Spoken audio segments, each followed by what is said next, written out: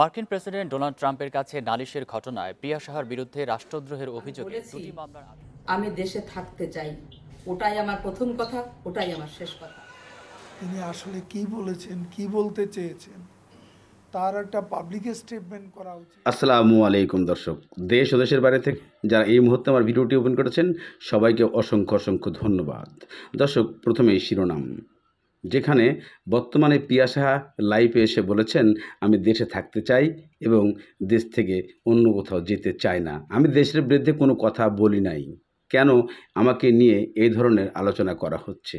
এদিকে ডোনাল্ড ট্রাম্পের কাছে যে বিচার দেওয়া হয়েছে সেই বিচার প্রসঙ্গে ওবায়দুল কাদের সাহেব বলেছেন যে তাকে নিয়ে মাতামাতি করা এখন বন্ধ করতে হবে এবং তাকে নিয়ে সরকারের এই ব্যাপারে কোনো ভূমিকা নেই, তবে সে দেশে আসতে পারবে। এই ব্যাপারে সরকার কোনো প্রকার তোড়জোড় করবে না। তাই আমাদেরকে এখন চলে যেতে হবে প্রিয়া সাহেবের কাছে। প্রিয়া সাহা লাইভে কি বলছেন আমরা একটু শুনে আসি।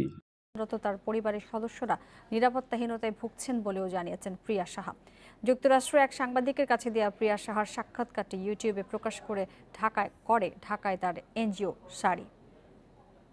আমি বলেছি আমি দেশে থাকতে চাই, ওটাই আমার প্রথম কথা, ওটাই আমার শেষ কথা। তারা পরিসংখ্যান থেকে সত্যটা জানবেন। দেশের বিরুদ্ধে কোনো কথা বলার আমার কোনো ইচ্ছাই ছিল না এবং কখনোই নাই, কোনোদিনই হবে না। দেশটা আমার।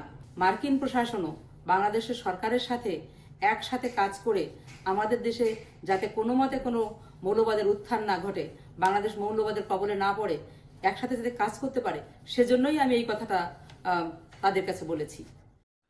প্রিয়া সাহার লাইভে যা বোঝা যায় সেখানে ব্যারিস্টার সুমনের মামলার ক্ষেত্রে হয়তোবা উনি ভয় পেয়ে গেছেন এবং দেশের সরকারের কথা অনুযায়ী উনি ভয় পেয়ে গেছেন।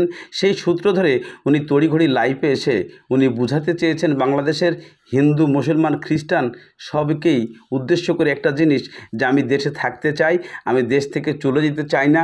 এই উদ্দেশ্যটার কারণ কি?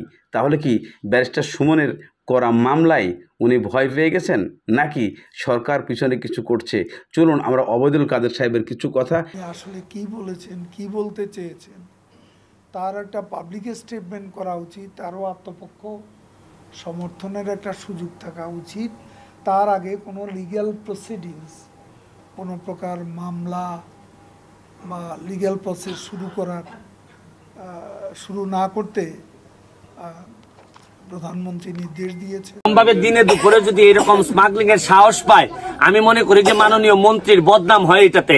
আমি প্রশাসনকে বলবো, হবিগঞ্জের এসপি সাহেবকে বলবো যে এই ব্যাপারে ভালো করে নজর দেন, স্মাগলিংটা চোখ বন্ধ করে রাখবেন। তা তো কোনোভাবেই হইতে পারে না। আমি মাননীয় স্বরাষ্ট্রমন্ত্রী এবং হবিগঞ্জ। এদিকে ওবায়দুল কাদের সাহেব বলেছেন যে প্রিয়া সাহাকে নিয়ে এত মাতামাতি করার কোনো প্রশ্নই ওঠে না। প্রিয়া সাহা দেশে আসতে পারবে, কোনো প্রকার নিষেধাজ্ঞা নেই এবং সরকার ইতিমধ্যে কোনো প্রকার নিষেধাজ্ঞা দিচ্ছে না। তাহলে কি আমরা ধরে নেব যে ব্যারিস্টার সুমনের মামলায় প্রিয়া সাহা দেশে আসতে চাচ্ছেন এবং উনি ভুল স্বীকার করছেন, নাকি সরকার এটা চিন্তাধারা করছে তাকে এই লোভ দিয়ে দেশে এনে তার বিচার করানো হবে? হয়তোবা ব্যারিস্টার সুমন এই প্রসঙ্গেই লাইভে কোনো কিছু জানাবেন।